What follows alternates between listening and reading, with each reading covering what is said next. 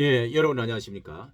지금 총선 이후에 국힘당은 자중질환이 지금 일어나가지고 여러 갈래의 말들이 지금 나오고 있는 가운데 이 특별히 최재형 의원은 종로구의 의원은 김웅 의원, 안철수 의원 그리고 유이동 이렇게 다음으로 세 번째, 네 번째로 이 특검에 대해서 찬성을 표명을 한 것으로 지금 말이 엄청나게 무성하게 많습니다.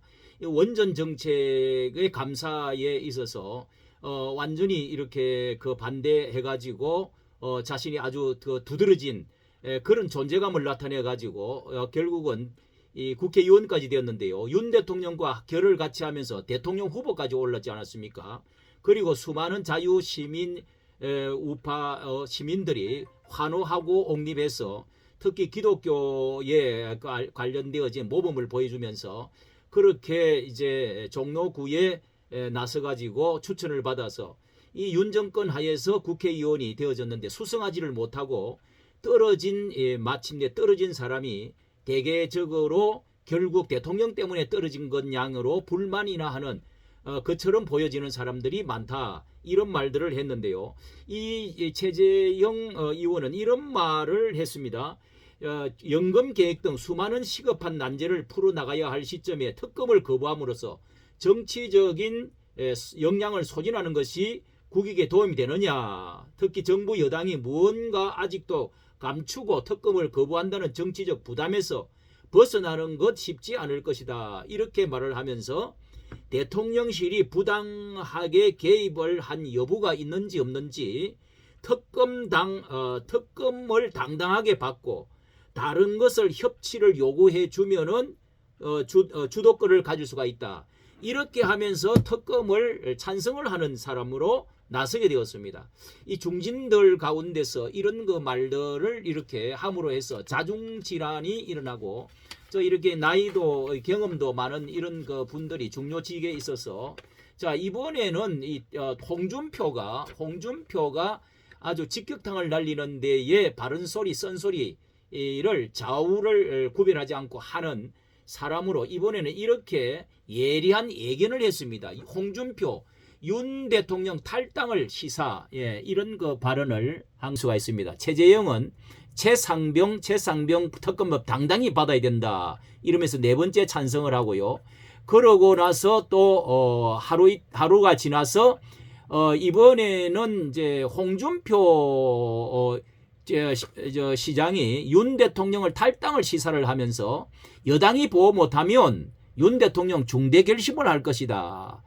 중대 결심도 할 수가 있다. 특히 이제 그 아주 노련하고 그리고 경험이 많고 원로에 가까우면서 현직에 있는 이 당원되는 이런 대통령 후보까지 지낸 분이 자 이런 바른 소리, 이 쓴소리가 보통으로 들리지 않는 이야기입니다. 또 특히 대통령과 4시간 이상 오랜 동안의 독대를 했던 사람으로서 아마 심중을 가장 잘 읽고 있는 사람이 의중을 나타낸 것에서 무게가 더 있어 보인다는 생각이 드는데요. 자, 홍준표 의원은 무슨 말을 했느냐 하면은 자, 이렇게 페이스북에 여당이 대통령을 보호하지 못하고 지리멸렬하면 윤 대통령은 중대 결심을 하지 않을 수가 없을 것이다.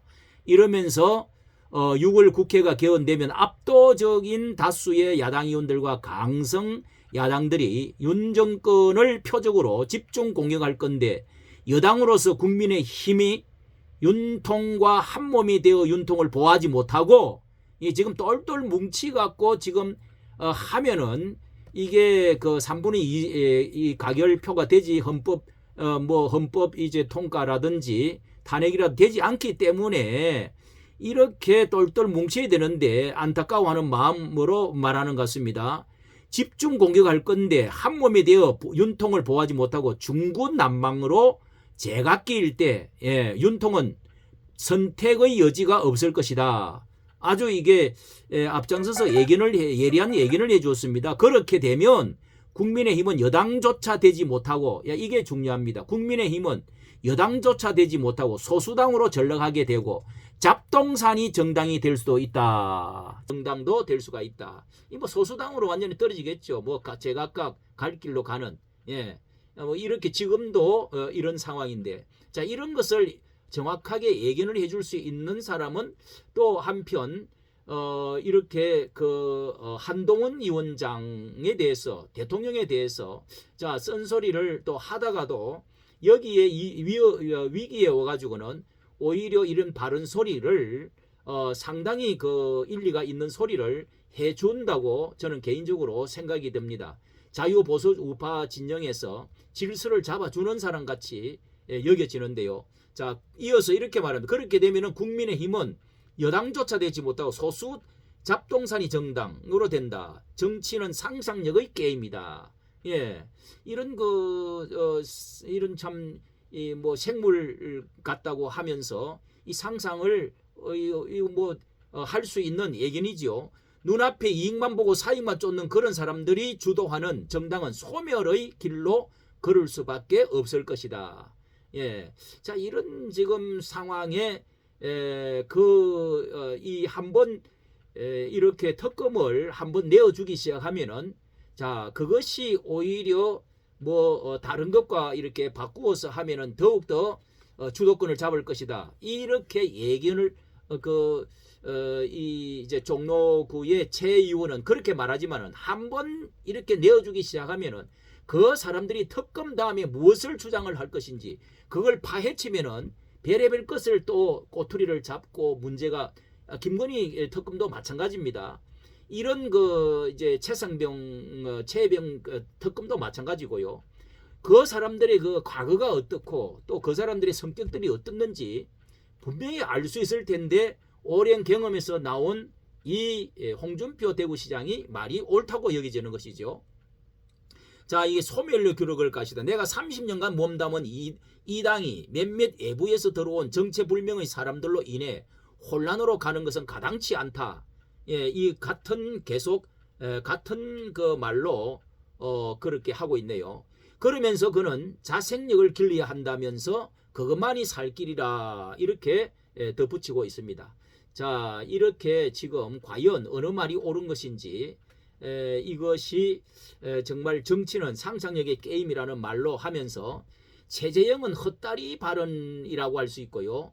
또 홍준표는 예리한 예견이다라고 할 수가 있는데, 국힘당이 이 잡동사니 소수당으로 가는 이런 말만 들어도, 예견만 해도 상당히 가슴이 서늘해지는 것인데, 누가 이게 어른이 나서 가지고 정말 하나로 뭉치는 한동훈 전 위원장이 1년만 쉬어주고 이렇게 하면은 이것이 정리가 되어질 텐데, 결국은 여기에서 모든 문제가 불거진 것이 아니냐, 이렇게 보는 사람도 많이 있는 것 같습니다. 여기에 바른 소리에 동조하는 한동훈의 이 비판에 대해서 동조하는 사람도 많이 있다는 생각이 듭니다. 이까지 정치 감사합니다.